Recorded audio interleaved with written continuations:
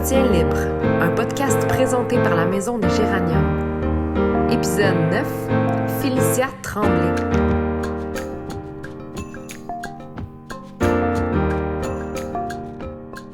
Je peux pas parler pour les communautés, là. Je peux juste parler pour moi, Félicia. Puis comme je disais, j'ai grandi dans une famille blanche. Fait que quelque chose qui a facilité, je pense, ma capacité, pas ma capacité à vulgariser, mais plutôt mon aisance, là, c'est que naturellement, moi, je suis biaisée aussi. J'ai grandi entourée de perspectives qui ne représentaient pas mes intersectionnalités. Puis en même temps, j'ai eu honte, j'ai passé par là, puis j'ai encore honte quelquefois de réaliser toutes les choses que je ne sais pas à propos que ce soit de mes origines ou bien même des choses oppressives que j'ai pu faire dans le passé sans m'en rendre compte parce que j'avais ces biais-là aussi. Donc, moi aussi, je le fais à chaque jour, le travail de tenter de décoloniser mes pensées puis de déconstruire ça. Fait que je peux certainement pas parler pour des personnes qui ont vécu des situations différentes, mais comme je me retrouve quand même à avoir cet héritage-là québécois que j'adore, et francophone, et anglophone, et caucasien, je veux dire, qui sont, comme je le perçois aussi, des personnes de ma famille. C'est comme si je me suis toujours perçue un peu comme un pont entre un pont de communication, entre ces gens-là que je connais bien, puis que je sais comment ils réfléchissent, puis tout ce que moi, j'ai découvert de moi-même et les messages importants qu'on doit passer d'un côté à de l'autre pour mieux s'entendre puis avancer ensemble, tu sais.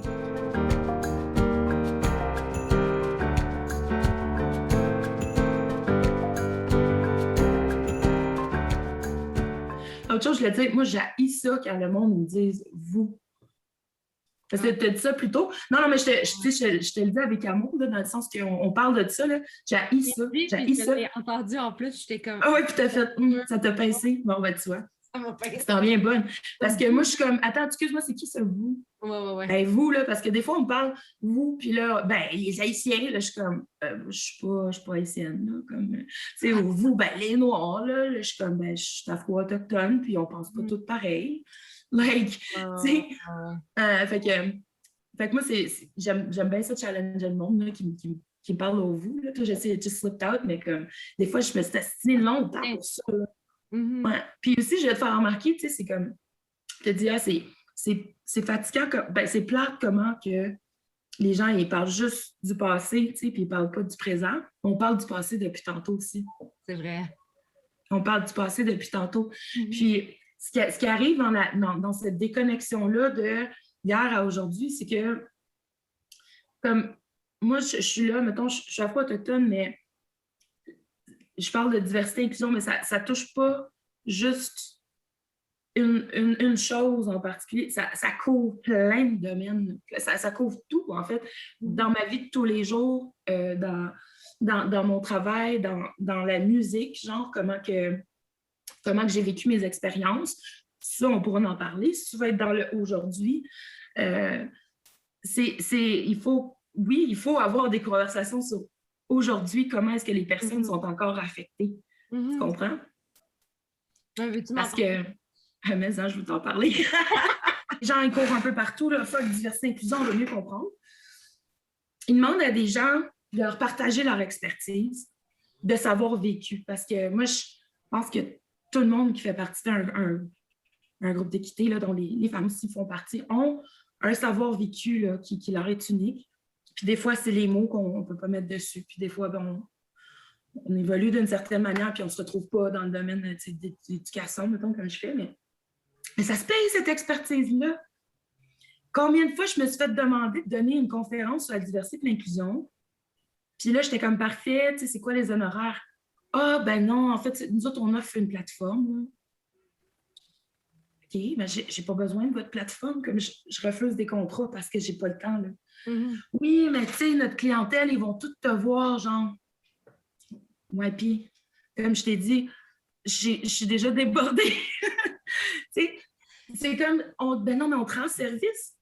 Ben oui. Attends, vous me rendez service parce que vous me demandez de vous partager mon expertise gratuitement.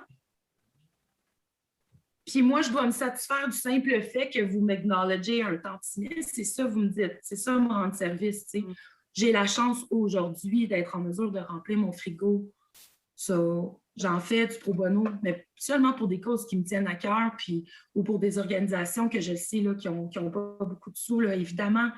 Mais quand tu es genre une multinationale, là, puis tu m'invites à donner une conférence, pourquoi tu as besoin de m'inviter si ça ne vaut pas la peine d'être payé? Si j'appelle un plombier là, pour venir arranger mes, mes tuyaux, là, ben, je vais le payer. Là, tu t'appelles une plombière de diversité et d'inclusion parce que tu ne sais pas comment déboucher le trou là, chez vous. Tu sais?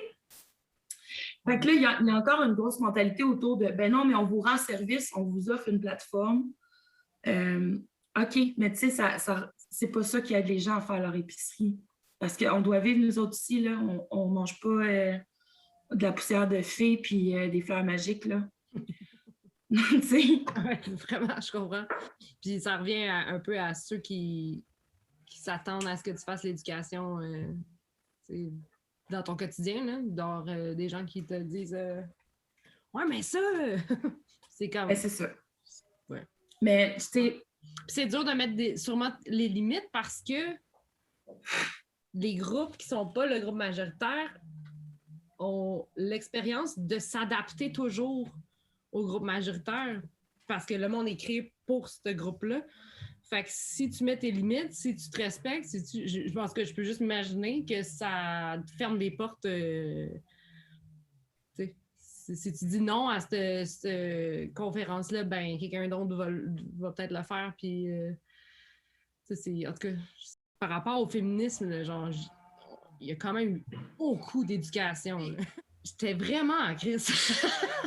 Puis, c'est comme, à un moment donné, tu me donnes-tu, genre, de l'espace pour guérir des affaires, puis comme passer, tu sais, prouve-moi donc, toi, que t'es pas comme tout, tu sais, tout ce que j'ai vu. Ouais. Puis, c'est pas...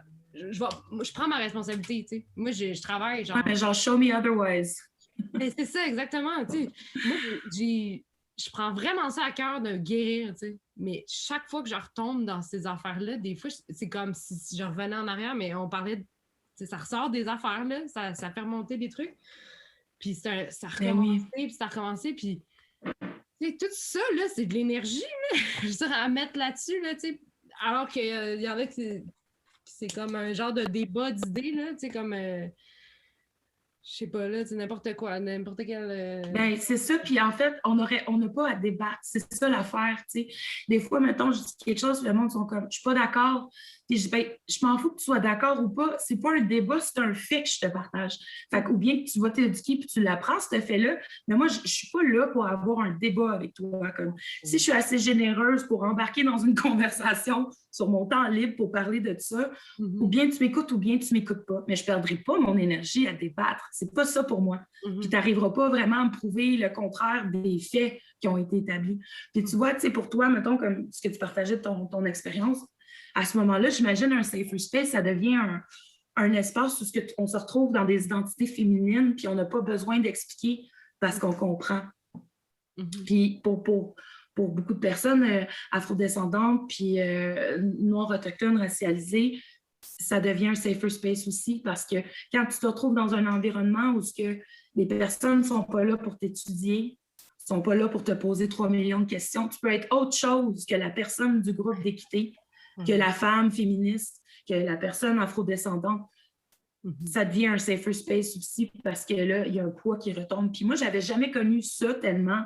Avant de déménager à Montréal en 2016, je déménageais parce que je regardais autour de moi puis j'étais comme « If I stay here, I'm gonna die ». Genre, j'avais besoin là, de me nourrir avec des personnes qui allaient plus défier mes biais puis mes connaissances puis tout ça. Puis surtout, j'ai vécu beaucoup d'oppression puis de discrimination puis tout ça. Puis moi, de le vivre, c'est une chose, mais là, je voyais ma fille le vivre aussi à l'école. Puis ma fille, tu sais, c'était une petite cocotte tout le temps souriante, comme pas un once de malice, puis elle revenait à la maison en pleurant. J'étais comme, qu'est-ce qu'il y a, bébé, tu sais? Puis elle dit, j'ai passé le midi toute seule, tu sais, à marcher autour de la cour d'école. Personne ne veut se tenir avec moi. Puis je suis comme, pourquoi? Ben voyons donc. Ben, ils me traitent de ça, ils me disent que je suis sale, nanana.